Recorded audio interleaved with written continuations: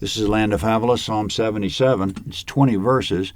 In this psalm, the speaker felt trouble and distressed for a long time, but finally he was able to take hold of his faith and feel better. We'll read it a few verses at a time and explain. Verse 1. For the chief musician, to Jeduthun, a psalm by Asaph.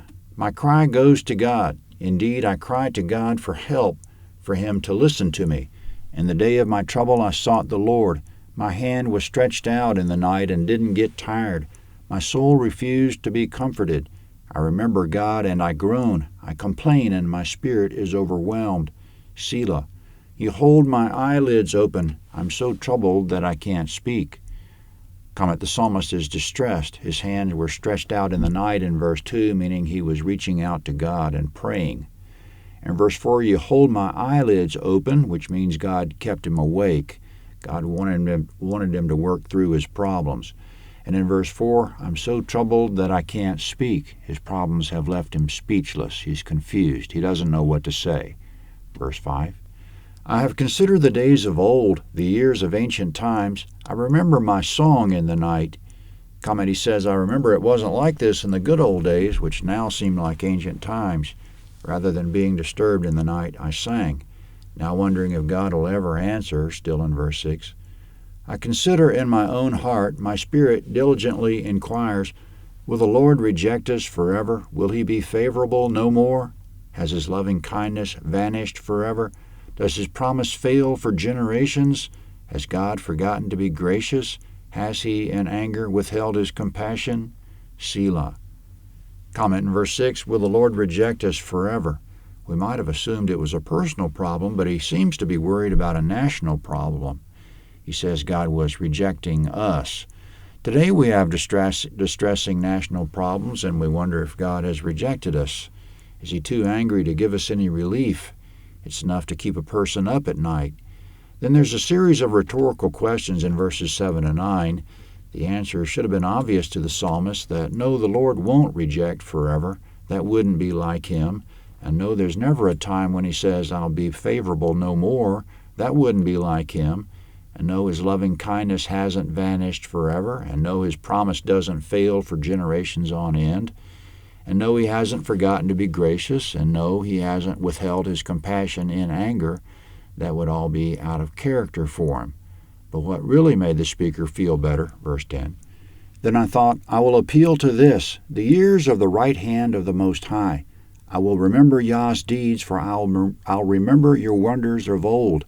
I will also meditate on all your work and consider your doings. Your way, God, is in the sanctuary. What God is great like God? You're the God who does wonders. You've made your strength known among the peoples. You've redeemed your people with your arm, the sons of Jacob and Joseph. Selah. The waters saw you, God. The waters saw you, and they writhed. The depths also convulsed. The clouds poured out water. The skies resounded with thunder. Your arrows also flashed around. The voice of your thunder was in the whirlwind. The lightnings lit up the world. The earth trembled and shook. Your way was through the sea, your paths through the great waters. Your footsteps were not known. You led your people like a flock by the hand of Moses and Aaron. Comment, the psalmist is saying, yes, God can answer and will. I'll appeal to this, he says in verse 10. He'll appeal to the years of the right hand of God, meaning for years God has helped Israel through every problem. Therefore, he'll help them through this current problem as well. That's the ticket in verse 11. I'll remember God's deeds. I'll remember his wonders of old. I'll meditate on all his works and doings of the past in verse 12. Yes, he can solve the current situation. It'd be most out of character if he didn't. He does wonders in verse 14. He makes his strength known among the peoples, meaning he shows his strength in solving problems.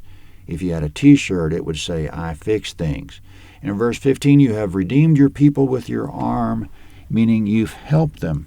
You redeemed bad situations to good. Think of how much trouble we were in time after time, how hopeless it seemed so many times, and how every time he bailed us out. In verse 17, he makes the clouds pour out water, makes the skies thunder, makes his arrows of lightning flash around, lights up the darkness with his lightning, trembles the earth and shakes the earth with the power of that storm. Since he has the power to do all that, he has the power to fix our problems. In verses 19 and 20, since he parted the Red Sea, made a path for the people through the water, led his people like a flock by the hand of Moses and Aaron through that Red Sea. Since he did that, he can pull off deliverance again. By the end of the psalm, the speaker's thinking he shouldn't have been upset in the first place. That is the end of the psalm. Listeners, please keep in mind that you can access this material at our website, landofhavilah.net. If you go there, you can find any chapter instantaneously. The organization is very straightforward. And also, you can click on the link to any chapter. You'll get the video of it. The video shows the text. You can use the video slider to go straight to a particular verse. Again, that's landofhavilah.net. Let's not forget God has helped in the past and he'll help again. Psalm 76 is next.